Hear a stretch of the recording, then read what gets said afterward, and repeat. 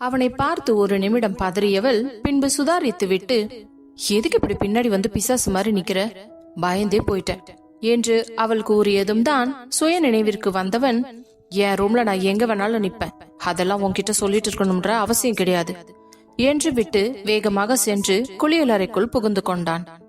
என்ன இந்த ஆளு உள்ள வந்துட்டு சத்தமே இல்லாம பின்னாடி நின்னு என்னத்த குறுக்குறுன்னு பாத்துட்டு இருந்தான்னு தெரியலையே என்றவள் பின்பு தனது முடி ஈரமாக இருந்ததால் லூசார் விட்டு 2 பக்கம் லேசாக முடியை எடுத்து கிளிப்பை மட்டும் போட்டு கொண்டவள் பின்பு சாப்பிடலாம் என்று கீழே இறங்கி சென்றாள். அவள் கீழே இறங்கி வருவதை பார்த்த யசோதாவுக்கு பற்றி கொண்டு வந்தது. என்ன வேலை செய்யறாளோ இல்லையோ, வேலைக்கு கரெக்டா கொட்டிக்கிறதுக்கு மட்டும் வந்துடுறா, சி என்ன ஜென்மமோ என்று கீர்த்தியிடம் சொல்ல, அம்மா எனக்கு அவளை பார்த்தாலே பிடிக்கலம்மா, அதுவும் இல்லாம அவ எப்படி மாமா ரூம்ல தங்கலாம், என் மாமா ரூம்ல அவ தங்குறது எனக்கு சுத்தமா பிடிக்கலம்மா, எப்படியா இருந்தாலும் கொஞ்ச நாள்ல மாமாவை விட்டுட்டு போக தானே போறா, அது வரைக்கும் இங்கேயே எங்கேயாவது ஒரு ஸ்டோர் ரூம்ல தங்க வைக்க வேண்டியது தானே, எதுக்காக அவ எப்ப பாரு மாமா ரூம்லயே இருக்கா, எனக்கு ரொம்ப பயமா இருக்குமா, அங்கேயே இருந்து மாமாவை மயக்கி கரெக்ட் பண்ணிடுவாளோன்னு. அடச்சி கீர்த்தி, ஆதிய பத்தி நீ என்ன நினைச்ச, அவனோட டேஸ்ட் இவ்ளோ கேவலமா இருக்காது, அவன் ஒரு விஷயத்தையும் பார்த்து பார்த்து பர்ஃபெக்டா செய்யற ஆளு, பொண்டாட்டி விஷயத்துல கண்டவள் எல்லாம் தொற்ற மாட்டான், இத்தனை வருஷமா இருக்கானே ஒரு பொண்ணையாவது அவன் பார்த்தான்னு ஏதாவது ஒரு விஷயம் நடந்திருக்கா, அவனுக்கு பிடிச்சாதாண்டி எதா இருந்தாலும், இந்த வைஷ்ணவி என்னதான் அவனோட ரூம்ல தங்கி இருந்தாலும் அவனை பொறுத்த வரைக்கும் இவ யாரோ ஒருத்தி, அவ்வளவுதான், நீ வேணா பாரு, இன்னும் கொஞ்ச நாள்ல நான் சொன்ன மாதிரி தான் நடக்க போகுது, அவளை கழுத்து புடிச்சு அவனே வெளியே துரத்திடுவான். என்னவோ சொல்றீங்கம்மா, ஆனா எனக்கு என்னவோ இவளை பார்த்தா சாதாரணமா தோணல, பெரிய கைகாரியா இருப்பாளோன்னு எனக்கு தோணுது. என்னடி சொல்ற, புள்ள பூச்சி மாதிரி தம்மா தூண்டு கணக்கா இருக்கா, இவளை போய் பார்த்து இப்படி சொல்றியம்மா. ஆமா, நேத்து தம்மா தூண்டு புள்ள பூச்சி மாதிரி இருக்கவதான் நேத்து உங்களை அசிங்கப்படுத்துற மாதிரி பேசிட்டு போனான் என்றதும் யசோதாவிற்கு நேற்று நடந்தது அனைத்தும் கண்முன் வந்தது. அப்படியே உடம்பெல்லாம் பற்றி கொண்டு வந்தது. அந்த ஆத்திரத்திற்கு அவள் மூஞ்சியில் ஓங்கி ஒரு குத்து விட வேண்டும் என்று தோன்றியது.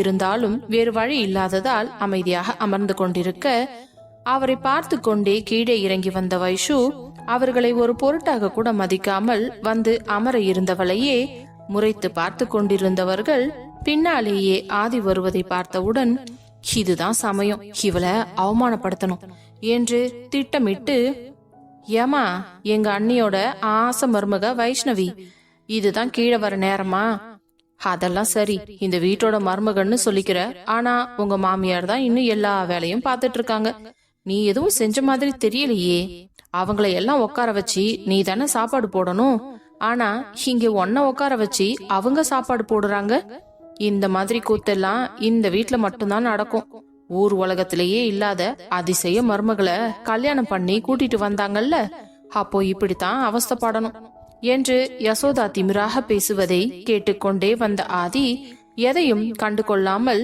கீழே இறங்கி வந்தவன், அம்மா நான் கிளம்புறேன், ஆதி சாப்பிட்டு போப்பா. இல்லம்மா எனக்கு ஒரு முக்கியமான மீட்டிங் இருக்கு, அதான். சரி ஒரு நிமிஷம் இரு என்று வேகமாக கிச்சனுக்கு ஓடி சென்று அவனுக்கு காஃபியை எடுத்து கொண்டு வந்து கொடுத்தார்.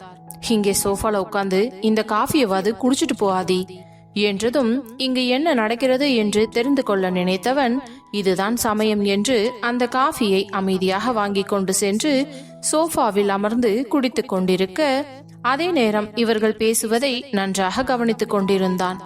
அப்பொழுது வைஷ்ணவி கண்மணியை பார்த்து, அத்தை நீங்களும் உட்காருங்க, நான் சாப்பாடு போடுறேன் என்று கூறினாள். முதல் முறையாக தன்னை அத்தை என்று அவள் அழைத்ததை நினைத்து கண்மணிக்கு சந்தோஷம் தாங்க முடியவில்லை. பரவாயில்லம்மா, இங்க எனக்கு வேற என்ன வேலை இருக்கு சொல்லு, உங்களுக்கு எல்லாம் திருப்தியா சாப்பாடு போடுறது மட்டும்தான், மீதி எல்லா வேலையும் செய்யறதுக்கு தான் வேலைக்காரங்க இருக்காங்களே என்று கூற, உடனே யசோதாவின் பக்கம் திரும்பியவள், அத்தை சொன்னது உங்களுக்கு காதுல விழுந்துச்சா, இல்ல இன்னொரு டைம் ரிப்பீட் மோட்ல சொல்லவா, என்ன சொன்னாங்கன்னு அதை ரிப்பீட் பண்ண போற, இல்ல எல்லாரையும் உட்கார வச்சு இந்த வீட்டு மருமக தான் சாப்பாடு போடணும்னு எந்த வேலையும் செய்யறது இல்லைன்னு சொன்னீங்களே, அதான் அத்தை சொன்னது கேட்டுச்சான்னு கேட்டேன். என்னடி நக்கலா? பின்ன இந்த வீட்ல தான் எல்லா வேலையும் செய்யறதுக்கு ஆள் இருக்காங்கல்ல. சாப்பிடுற நேரத்துல மட்டும்தான் எல்லாரும் ஒன்னா சேர்ந்து சாப்பிடுறோம்.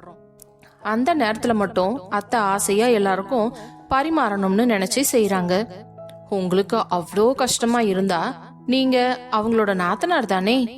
ஏன் நீங்க உங்க அண்ணிய உட்கார வச்சு ஒரு நாள் கூட சாப்பாடு பரிமாறல?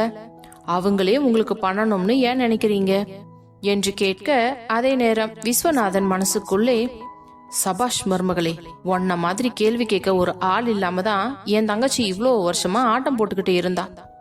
என் பொண்டாட்டிய என்ன பாடாப்படுத்திக்கிட்டு இருந்தா, நீ ஒரு ஆள் போது மருமகளே என் தங்கச்சிய வச்சு செய்யறதுக்கு என்று மனசுக்குள்ளேயே நினைத்தவர் கண்மணியை பார்த்து பெருமையாக சிரித்தார். அப்போது யசோதா, என்ன வைஷு, வாய் ரொம்ப நீளுது. பெரியவங்க கிட்ட எப்படி பேசணும்னு உனக்கு தெரியாதா? பெரியவங்க பெரியவங்களா நடந்துகிட்டா அவங்க கிட்ட எப்படி பேசணும்னு எனக்கு சொல்லி கொடுத்துதான் வளர்த்திருக்காங்க. நீங்க பெரியவங்களா நடந்துகிட்டீங்கன்னா நான் உங்களுக்கு தேவையான மரியாதையை கொடுப்பேன். அதை விட்டுட்டு நீங்க உங்க வேலையெல்லாம் என்கிட்ட வச்சுக்கிட்டீங்கன்னா அப்புறம் வேற மாதிரி ஆயிடும், சொல்லிட்டேன். அத்தை, நீங்க தப்பா நினைச்சுக்காதீங்க. இவங்க இருக்கும் போதெல்லாம் என்னால சாப்பிட முடியாது. நான் அப்புறமா உங்க கூட சேர்ந்து சாப்பிட்டுக்கிறேன் என்றவளை பெருமை பொங்க பார்த்த கண்மணி, சரிமா என்று கூறினார். அப்போ நானும் உங்க கூட சேர்ந்து பரிமாறுறேன் என்று அனைவருக்கும் சாப்பாடு பரிமாற, யசோதாவிற்கும் கீர்த்திக்கும் மட்டும் அவள் எதுவுமே வைக்கவில்லை. அதை பார்த்த கௌதமிக்கு சிரிப்புதான் வந்தது. அணுவுக்கும் சந்தோஷம் தாங்க முடியவில்லை. உள்ளுக்குள்ளேயே சிரித்து ரசித்துக் கொண்டிருந்தாள். பரவாயில்ல, அண்ணி ரொம்ப தைரியமா இருக்காங்க.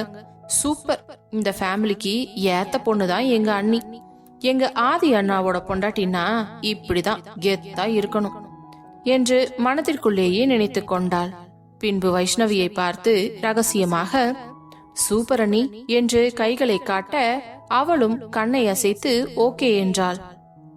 இதையெல்லாம் பார்த்து கொண்டிருந்த ஆதி காஃபியை குடித்துவிட்டு மடமடவென்று எழுந்து செல்ல பார்க்க, அப்பொழுது யசோதாவின் குரல் ஆதியை தடுத்து நிறுத்தியது.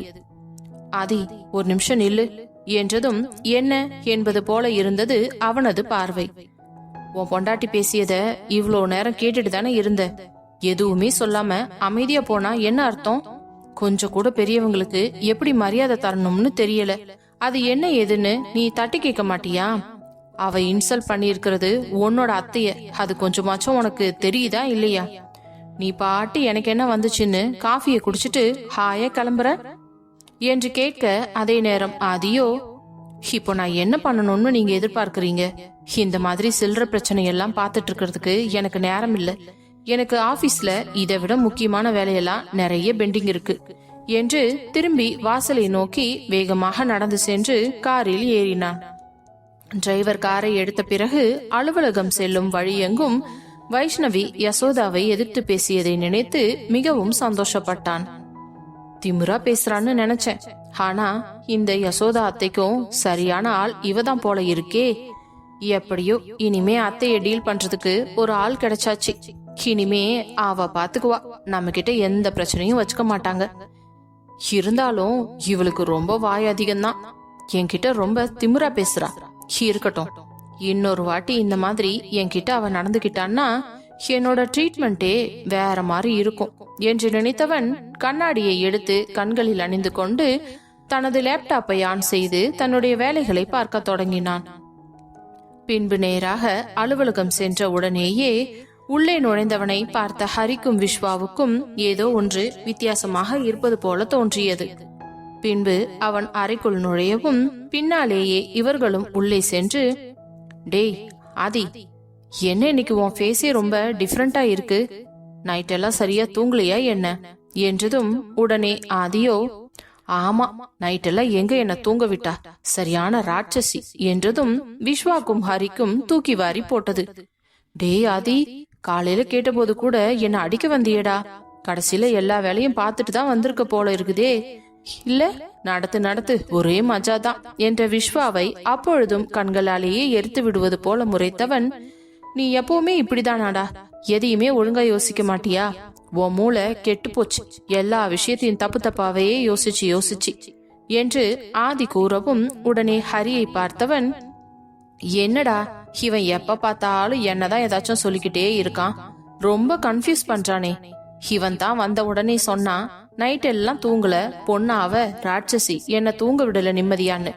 சரி, அப்ப ஏதோ நம்ம நண்பன் ரொம்ப கஷ்டப்பட்டு ஏதோ வேலை பார்த்து இருப்பான்னு நினைச்சிட்டு கேட்டா அதுக்கும் என்னையவே திட்டுறான் என்றதும் உடனே ஹரியும், ஆமா விஸ்வா சொல்றது கரெக்ட் தான், ஏண்டா அத நீ எதையுமே கிளியரா சொல்ல மாட்டியா, எதுக்கு உங்க எல்லார்கிட்டயும் நான் கிளியரா சொல்லணும் என்று கேட்டதும், அப்படின்னா காலையில விஸ்வா சொன்ன மாதிரி தான் போல இருக்குது, பொண்டாட்டி வந்த உடனே எல்லாரும் மாறிடுவீங்கன்னு சொன்னால, அதே மாதிரி அதுக்குள்ள மாறிட்டடா நீ, அதான் எங்க கிட்ட கூட சொல்லாம மறைக்கிற என்றதும் ஆதிக்கு கோவம் தலைக்கு மேலே ஏறியது.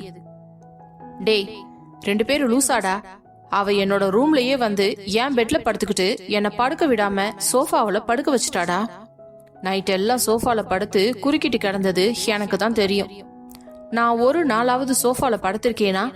எனக்கு எப்படி தெரியுமா உடம்பெல்லாம் வலிக்குது. எனக்கு அவளை நினைச்சாலே ரொம்ப இரிட்டேட் ஆகுதுடா. அவ பேசுற ஒன்னும் அப்படியே பத்திக்கிட்டு வருது.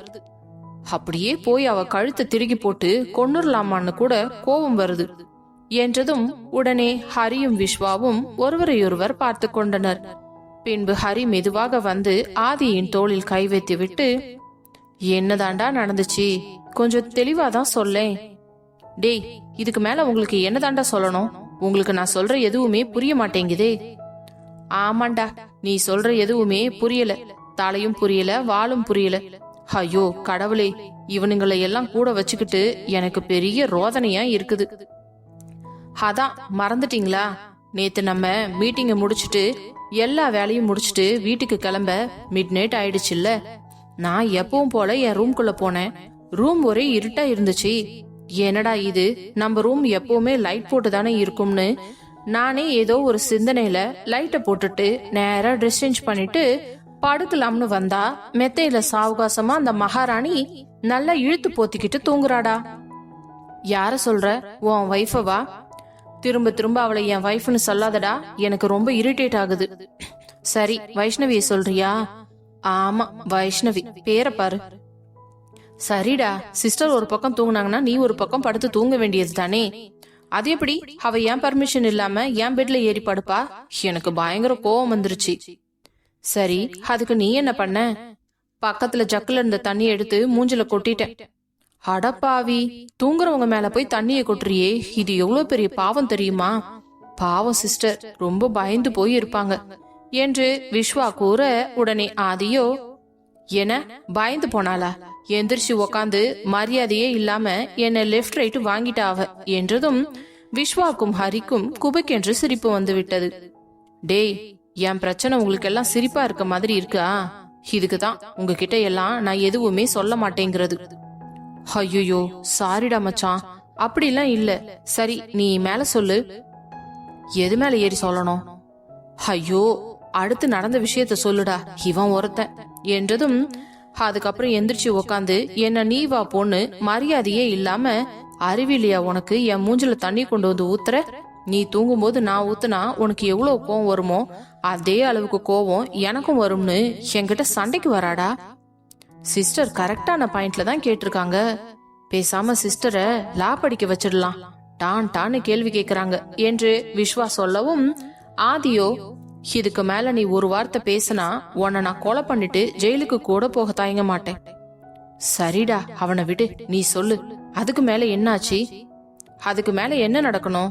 என் பெட்ல ஏண்டி படுத்திருக்க, இறங்கி கீழே எங்கேயாவது ஒரு மூலையில போய் சுருண்டு கடன்னு சொன்னா அவ என்னைய பார்த்து, இப்ப எதுக்கு இங்க நின்னு கத்திக்கிட்டு இருக்கீங்க? இன்னும் எவ்வளவு நேரம் தான் இப்படி கத்திக்கிட்டே இருப்பீங்க? எனக்கு தலை வலிக்குது, நான் தூங்க போறேன். இஷ்டம் இருந்தா பெட்ல படுங்க, இல்லனா எங்கேயாவது போய் ஒரு மூளையா நீங்க சுருண்டு தூங்குங்க. நான் எதுக்கு எழுந்திருச்சு போகணும்னு சொல்லிட்டு திரும்பவும் இழுத்து போத்திட்டு படுத்துட்டாடா. அடடா, நம்ம ஆதிக்கு ஏத்த பொண்ணுதான் போல இருக்குது நம்ம சிஸ்டர் என்று மீண்டும் விஸ்வா கூற, டேய் விஸ்வா, இருக்கிற வெறியில இன்னைக்கு நான் உனக்கு கொலை பண்ணிடுவேண்டா. என்னடா மச்சான், உன் பொண்டாட்டி கிட்ட எதையும் பேசுறதுக்கு உனக்கு முடியல, இங்க வந்து என்கிட்ட தான் உன்னோட வீரத்தை எல்லாம் காட்டுவ. யாருடா சொன்னது அவகிட்ட எதுவும் பேச முடியலன்னு? நைட்டு நான் செம்ம டயர்ட்ல இருந்தேன். வேற வழி இல்லாம போய் படுத்து தூங்கிட்டேன். தூங்க தான் முயற்சி பண்ணேன், ஆனா தூக்கம் தான் வரமாட்டேன்னு ஆயிடுச்சு. அப்புறம் எப்ப தூங்குனேன்னு எனக்கே தெரியல. காலையில எழுந்து சாக்கிங் வந்துட்டேன். இப்படித்தான் நேத்து நைட்டு தூக்கம் இல்லாம என்னோட பொழப்பு போச்சு. அதான் ஃபேஸ் டல் ஆயிடுச்சு எனக்கு என்று அவன் கூறவும், உடனே ஹரியும் விஸ்வாவும் ஒருவரையொருவர் பார்த்து சிரித்து கொண்டு, பிறகு எதுவுமே நடக்காதது போல முகத்தை வைத்தவர்கள், டேய் சிஸ்டர் ரொம்ப சின்ன பொண்ணுடா, இப்பதான் காலேஜ் ஃபர்ஸ்ட் இயரே முடிக்க போறாங்க. அவங்க அப்படித்தான் சிறுபிள்ளத்தனமா இருப்பாங்க. போவ போவ எல்லாம் சரியாயிடும்டா. டேய் யாரு அவளா சிறுப்புள்ள? இன்னைக்கு யசோதா அத்தை கிட்ட அவ பேசின பேச்சுக்கு அவளை சிறுபிள்ளைன்னு யாருமே சொல்ல மாட்டாங்க. என்ன ஆதி சொல்ற? உங்க அத்தை கிட்ட யாருமே அப்படி பேச மாட்டாங்களே. சிஸ்டர் அப்படி என்ன பேசினாங்க? காலையில எழுந்து வந்து வீட்டுல எந்த வேலையும் செய்யலையாம். மாமியார் மாமனார உட்கார வச்சு நீ தானே சாப்பாடு போடணும், நீ ஏன் ஆடி அசைஞ்சு வந்தா என்னன்னு கேட்டதுக்கு, வீட்டுலதான் வேலை செய்ய இத்தனை பேர் இருக்காங்களே அப்படின்னு கேக்குறா. சரிங்க அத்தை நீங்க உட்காருங்கன்னு நான் போடுறேன்னு சொல்றா. உடனே அம்மாவும், இல்லம்மா எனக்கு இது ஒரு வேலைதான் இருக்கு, இது ரொம்ப சந்தோஷமா செய்யறேன்னு சொல்றாங்க. அதையே சாக்கா புடிச்சுக்கிட்டு இவ என்னடான்னா, அத்தை சொன்னது உங்களுக்கு கேக்குதான்னு அவங்க கிட்டயே வம்புக்கு போறா. என்னடா சொல்ற? உங்க அத்தை சும்மாவா விட்டாங்க? சும்மா எப்படி விடுவாங்க? அவங்களும் லெஃப்ட் ரைட் விட்டாங்க. ஆனா அவங்கள பார்த்து என்ன கேள்வி கேட்டா தெரியுமா? என்னடா கேட்டாங்க? சொல்லு சொல்லு. ஏன் அதுக்கு இவ்ளோ ஆர்வமாகற? சரி சொல்லுடா சீக்கிரம், என்ன விஷயம்னு தெரிஞ்சுக்கலாம். ஏன் அத்தை உங்களுக்கு அண்ணி தானே, நீங்க அவங்கள உட்கார வச்சு சாப்பாடு பரிமாற வேண்டியது தானேன்னு கேட்டா பாரு ஒரு கேள்வி. வாரே வாவ் என்று விஸ்வா கூற, உடனே ஹரியும், பரவாயில்லடா சிஸ்டர் பாக்குறதுக்கு ரொம்ப பயந்த சுபாவமா இருக்காங்களே, எப்படி உங்க வீட்டுல வந்து காலம் தள்ள போறாங்கன்னு நாங்க நினைச்சிட்டு இருந்தோம். கடைசியில பார்த்தா உங்க வீட்டுக்கு ஏத்த மருமக தான் போல இருக்கே, எல்லாரையும் வச்சு செஞ்சிருக்காங்க. டேய் அவளை இன்னொரு வாட்டி என் பொண்டாட்டி எங்க வீட்டு மருமகன்னுலாம் சொல்லாத, எனக்கு கொலை காண்டாவுது. அப்படியா? ஆனா பாக்குற எங்களுக்கு அப்படி ஒன்னும் தோணலையே. ஏன் ஏன் அப்படி தெரியல உங்களுக்கு? இல்ல இவ்வளோ நேரமா நீ உன் பொண்டாட்டிய பெருமையா தானே பேசிக்கிட்டு இருக்க. என்னடா உளறீங்க? ஆமா அவங்க செய்யறது தப்பு, அவங்க செய்யறது உனக்கு பிடிக்கலன்னா இந்நேரத்துக்கு நீ அவங்கள எவ்வளவு திட்டிருப்ப தெரியுமா? ஆனா ஒரு வார்த்தை கூட திட்டாம அவங்கள பத்தி எல்லா விஷயத்தையும் இவ்ளோ பொறுமையா சொல்லிக்கிட்டு இருக்கியே, அதுல இருந்தே தெரிஞ்சு போச்சு என்று கூற, உடனே ஆதியோ, இதுக்கு மேல உங்க 2 பேர்கிட்டயும் பேசுறதே வேஸ்ட். முதல்ல இங்கிருந்து வெளியே போங்க. போய் உங்களுக்கு என்ன வேலையோ அதை மட்டும் செய்யுங்க. மாசம் மாசம் சம்பளம் வாங்குறீங்கல்ல, அந்த சம்பளத்துக்கு கொஞ்சமாச்சும் வேலை செய்யுங்க போங்க என்று அவர்களை விரட்டி அடிக்க, உடனே வெளியே சென்றவர்கள், என்னடா மச்சான் இவன் இந்த விரட்டு விரட்டுறான் என்று விஸ்வா கேட்க, உடனே ஹரியும், டேய் மச்சான் நம்ம ஆதிக்கு ஏத்த பொண்டாட்டி தாண்டா நம்ம சிஸ்டர், இனிதான் இருக்குது அவனோட நிலைமை, ரொம்ப மோசமாக போகுது. இது நாள் வரைக்கும் யாரையும் மதிக்காம எல்லாரையும் எடுத்தெறிஞ்சு பேசிட்டு இருந்தான்ல, இனி வைஷ்ணவி சிஸ்டரால படாத பாடு பட போறான். அது மட்டும் எனக்கு நல்லாவே தெரியுது. அப்படியா? ஐயோ, அப்ப நம்ம ஆதியோட நிலைமை ரொம்ப கஷ்டம்தான் போல இருக்கே. ஆமா ஆமா ரொம்ப கஷ்டம்தான். இதுக்கு நம்ம ஏதாவது அவனுக்கு உதவி செய்யணும்டா. டேய் முட்டாள், புருஷன் பொண்டாட்டி சண்டையில யாராவது இடையில போவாங்களா? அப்படி போனா நம்மள விட முட்டாள் இந்த உலகத்திலேயே வேற யாருமே இல்ல. உன் வேலை என்னவோ அதை மட்டும் பாரு. என்ன ஹரி, நீ ஏற்கனவே கல்யாணமாகி குடும்பம் நடத்திட்டு இருக்கிற மாதிரி இவ்வளோ தூரம் சொல்ற? ஏண்டா இதெல்லாம் ஊர் உலகத்துல நடக்கிறது தானே, அப்படி என்னத்த நான் புதுசா சொல்லிட்டேன்? இவன் ஒருத்தன். டேய் அவன் சொன்ன மாதிரி போய் வேலையை பாரு ஒழுங்கா என்று கூறிவிட்டு அவரவர்கள் கேபினுக்குள் நுழைந்து தங்களுடைய வேலையை பார்க்க தொடங்கினர். அதே நேரம் சாப்பிட்டு முடித்து அறைக்கு சென்ற வைஷு தன்னுடைய பர்சும் மொபைலையும் எடுத்துக்கொண்டு தனது தோழியை பார்ப்பதற்காக கிளம்பினாள். மேலே சென்ற வேகத்திலேயே கீழே வந்த மருமகளை பார்த்த கண்மணியும் விஸ்வநாதனும், என்னம்மா வெளியில போறியா? ஆமாத்த, நான் போய் என் ஃப்ரெண்ட பாத்துட்டு வந்துடுறேன். அப்படியா, சரி சரி போயிட்டு வாமா என்றதும் சரி என்று புறப்பட இருந்தவளை தடுத்து நிறுத்தியது விஸ்வநாதனின் குரல். வைஷு எப்படிமா போற? ஆட்டோ புடிச்சுதான் மாமா. என்ன என் மருமக ஆட்டோவுல போறதா? வெளியில டிரைவர் இருக்காரு, அவர்கிட்ட சொல்லி வண்டி எடுத்துட்டு போ. ஐயோ அதெல்லாம் வேண்டாமாமா, நான் ஆட்டோலயே போய்க்கிறேனே என்று கூற, உடனே கண்மணி, இவ கேட்க மாட்டாங்க, நானே போய் டிரைவர் கிட்ட சொல்லி இவளை அனுப்பி விட்டுட்டு வர்றேன். சரி கண்மணி, அப்படியே செய் என்று கூற, பின்பு வைஷ்ணவியை அழைத்து கொண்டு வெளியே வந்தவர் டிரைவரை அழைத்து, டிரைவர், வைஷு எங்க போகணும்னு சொல்றாளோ அங்க கூட்டிட்டு போங்க. விட்டுட்டு எங்கேயும் நகராதீங்க, கூடவே இருந்து பத்திரமா கூட்டிட்டு வாங்க. சரிங்க மேடம், கண்டிப்பா, இதோ கார் எடுத்துட்டு வந்துடுறேன் என்ற டிரைவர் வேகமாக சென்று காரை எடுத்து கொண்டு வந்து வாசலில் நிறுத்திவிட்டு பின்பு இறங்கி ஓடி வந்து கதவை திறந்து விட, ஐயோ அண்ணா, அதெல்லாம் நான் பாத்துக்கிறேன், நீங்க போய் வண்டியை எடுங்க என்று கூறினாள். உடனே அவரும் சரி என்று முன்னால் சென்று அமர, வைஷ்ணவி பின்னால் அமர்ந்து கதவை சாத்திவிட்டு, வரேன் அத்தை என்று கூறியவள் பின்பு புறப்பட்டு சென்று விட்டாள். தன் மருமகளின் அடக்கமான நடவடிக்கையை பார்த்து மிகவும் சந்தோஷம் அடைந்த கண்மணி, எனக்கு தெரிஞ்சு பிரியங்காவை விட வைஷு தான் இந்த குடும்பத்துக்கு ஏத்த மருமக. அதான் கடவுளா பார்த்து அந்த கல்யாணத்தை தடுத்து நிறுத்தி இவளை என் மருமகளா ஆக்கி இருக்காரு. அந்த கடவுளுக்கு தான் கோடான கோடி நன்றி சொல்லணும் என்று கூறிவிட்டு உள்ளே சென்று விட்டார். காரில் புறப்பட்டு சென்று கொண்டிருந்த வைஷ்ணவியோ தனது தோழிக்கு போன் செய்தாள். ரிங் போய்கொண்டே இருக்க ஒரு வழியாக போனை அட்டன் செய்த கவிதா, ஏய் வைஷு, கிளம்பிட்டியா வீட்ல இருந்து? ஆமாண்டி, நான் வீட்ல இருந்து கிளம்பிட்டேன். சரி, நீ எங்க வரணும்னு சொல்லவே இல்லையேடி. நான் ரெடியா தான் இருக்கேன், நீ எங்க வரணும்னு மட்டும் சொல்லு. சரி, நீ வீட்லயே இரு, நான் வரேன். என்ன, எங்க வீட்டுக்கு வரியா? ஆமாண்டி, எங்க வீட்ல வச்சு எப்படி பேச முடியும்?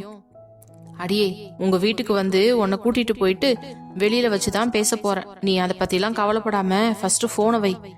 சரிங்க மேடம் என்று போனை கட் செய்ய பின்பு கவிதாவின் அட்ரஸை சொல்லி டிரைவரை அங்கு செல்லுமாறு கூறினாள். அதே நேரம் கவிதா இவள் வருவாள் என்று ஹாலிலேயே அமர்ந்து காத்து கொண்டிருக்க, திடீரென்று தங்கள் வீட்டு முன்னே ஒரு கார் வந்து நின்றதும், யார் அது? நம்ம வீட்டு முன்னாடி கார் எடுத்துட்டு வந்து நிறுத்துறாங்க. பார்க்கிங்க்கு இடம் இல்லைன்னா நம்ம வீட்டு முன்னாடி தூக்கிட்டு வந்து நிறுத்திடுவாங்க. நாம எப்படி வெளியே போறது? வண்டியை கூட இறக்க முடியாது. போய் தள்ளி நிறுத்த சொல்லுவோம் என்று நினைத்தவள் வேகமாக வெளியே ஓடி வர, அப்பொழுது காரில் இருந்த வைஷ்ணவி டிரைவரிடம் சொல்லி, அண்ணா, அவளை வந்து கார்ல ஏற சொல்லுங்க, அவ ஃப்ரெண்டு வைஷு தான் உள்ள இருக்கான்னு சொல்லி வர சொல்லுங்க. சரிங்க மேடம், ஒரு நிமிஷம் என்றவர் வெளியே சென்று, மேடம், உள்ள வைஷு மேடம் தான் உட்கார்ந்துட்டு இருக்காங்க, உங்களை உள்ள வந்து வண்டியில ஏற சொன்னாங்க. என்ன டிரைவர் அண்ணா, ஏதாவது உளறீங்களா? வைஷு, அதுவும் இவ்வளோ பெரிய கார்ல வர்றதாவது? நிஜமா தான் மேடம், அவங்க தான் உள்ள இருக்காங்க. முடியாது, நீங்க யாரோ என்னவோ திடீர்னு என்ன கடத்திட்டு போயிட்டீங்கன்னா நான் என்ன பண்றது என்று கேட்டதும் டிரைவர் திருதிருவென்று முழித்துவிட்டு பின்பு மீண்டும் வைஷுவிடம் வர கண்ணாடியை இறக்கியவள், என்னன்னா, என்ன சொல்றா? அவங்க ரொம்ப பயப்படுறாங்க மேடம், நீங்க இந்த வண்டியில இருக்க மாட்டீங்கன்னு நினைக்கிறாங்க. சரி, ஒரு நிமிஷம் இருங்க என்று அவளுக்கு போன் செய்ய போனை எடுத்தவள், எங்கடி இருக்க? இங்க எங்க வீட்டு முன்னாடி ஒரு கார் வந்து நின்னுக்கிட்டு அதுக்குள்ளதான் நீ இருக்கேன்னு என்ன கூப்பிடுறாங்க. எனக்கு தெரிஞ்சு அவங்க என்ன கடத்திட்டு போக வந்திருக்காங்கன்னு நினைக்கிறேன். ஆமா, உன்னை கடத்திட்டு போய் உன் கண்ணையும் காதையும் நோண்டி எடுக்க போறாங்க. போயேன், நான் தாண்டி அந்த காருக்குள்ள இருக்கேன், வந்து ஏறுடி சட்டுன்னு. என்னடி சொல்ற, நீதானா? ஆமா, சட்டுன்னு வந்து ஏறு. ஒரு நிமிஷம் இரு, அம்மா கிட்ட சொல்லிட்டு வந்துடுறேன் என்று போனை கட் செய்து விட்டு வேகமாக உள்ளே ஓடி சென்று, அம்மா, நான் வைஷு கூட கொஞ்சம் வெளியே போயிட்டு வந்துடுறேன் என்றவள் பின்பு மீண்டும் ஓடி வந்து கார் கதவை திறக்க, உள்ளே அமர்ந்திருந்த வைஷ்ணவியை பார்த்தவளுக்கு அதிர்ச்சியாக இருந்தது. பின்பு அவள் உள்ளே அமர்ந்ததும் கார் கதவை சாத்திவிட்டு டிரைவர் வண்டியை ஸ்டார்ட் செய்து போக, வைஷு, என்னடி இது, சாரி எல்லாம் கட்டி இருக்க என்றவள் அவள் கழுத்தை பார்த்து விட்டு, வைஷு, என்னடி கழுத்துல தாலி எல்லாம் இருக்கு, உனக்கு கல்யாணம் ஆயிடுச்சா? எப்படி நடந்துச்சு இதெல்லாம்? நீ என்கிட்ட சொல்லவே இல்லையே. கவி, கொஞ்ச நேரம் அமைதியா வரியா? எதா இருந்தாலும் நம்ம வெளியில போயிட்டு அப்புறமா டீட்டெயிலா பேசிக்கலாம். என்னடி, இவ்ளோ பெரிய விஷயம் நடந்திருக்கு, உனக்கு கல்யாணமே ஆயிருக்கு, உன்னோட க்ளோஸ் ஃப்ரெண்ட் என்ன இன்வைட் பண்ணணும்னு உனக்கு தோணல பாத்தியா? இப்ப நீ கொஞ்ச நேரம் வாய மூடிக்கிட்டு இல்லன்னா உன் வாயிலேயே 2 குத்துவேன். சரிடி சரிடி என்று அமைதியானதும் உடனே டிரைவரை பார்த்து, அண்ணா, நீங்க பக்கத்துல ஏதாவது நல்லதா ஒரு காஃபி ஷாப்போ இல்ல ஜூஸ் கடையோ இருந்துச்சுன்னா நிறுத்துங்க. ஓகே மேடம் என்று டிரைவர் பின்பு வேகமாக ஓட்டிச் சென்று ஒரு பெரிய ஜூஸ் கடையின் முன்பு நிறுத்தினார். பின்பு காரை விட்டு இறங்கியவள், கவி, கீழே இறங்குடி. இதோ வந்துட்டேன்டி என்று வேகமாக காரை விட்டு இறங்கியதும் பின்பு அவளை அழைத்து கொண்டு சென்று ஒரு டேபிளில் அமர்ந்தவர்கள் இருவருக்கும் ஜூஸ் ஆர்டர் செய்துவிட்டு பேசத் தொடங்கினர். டிரைவர் இவர்கள் திரும்பி வரட்டும் என்று பார்க்கிங்கில் காரை போட்டுவிட்டு காரை நன்றாக துடைத்துக் கொண்டிருந்தார். அதே நேரம் கவிதா பிரமிப்பிலிருந்து மீளாவதாக வைஷ்ணவியையே பார்த்து கொண்டிருந்தாள். கவி, ஏண்டி நீ என்னை இப்படி பாக்குற? நீ இப்படி பாக்குறதே எனக்கு ஒரு மாதிரியா இருக்குது. வைஷு, ஆனாலும் நீ ரொம்ப மோசம் தெரியுமா?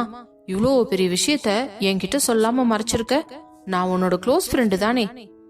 கவி, உன்கிட்ட சொல்லாம மறைக்கணும்னு எனக்கு எந்த இன்டென்ஷனும் கிடையாது. என் கல்யாணம் என் விருப்பமே இல்லாம நடந்துடுச்சு. என்ன? அது எப்படி உன் கல்யாணம் உன் விருப்பம் இல்லாம நடக்கும்? நீ என்ன சின்ன குழந்தையா? உன்னை கத்தி வச்சு மிரட்டி தாலி கட்டுறதுக்கு? கிட்டத்தட்ட அப்படிதாண்டி ஆயிப்போச்சு என்று அவள் கண்கள் கலங்கியபடியே கூறியதும் உடனே கவிதாவிற்கு மிகவும் கஷ்டமாக ஆகிவிட்டது. என்ன நடந்துச்சுன்னு கொஞ்சம் தெளிவா சொல்றியா என்று கேட்க அன்று மண்டபத்தில் நடந்தது அனைத்தையும் சொல்லி முடித்தாள். அதையெல்லாம் கேட்டு கவிதாவிற்கே கண்கள் எல்லாம் கலங்கிவிட்டது. என்ன வைஷு, நீ சொல்றதெல்லாம் கேக்குறதுக்கு ஏதோ சினிமால பாக்குற மாதிரியே இருக்கு. பிரியங்கா அக்கா ஏண்டி இப்படி பண்ணாங்க?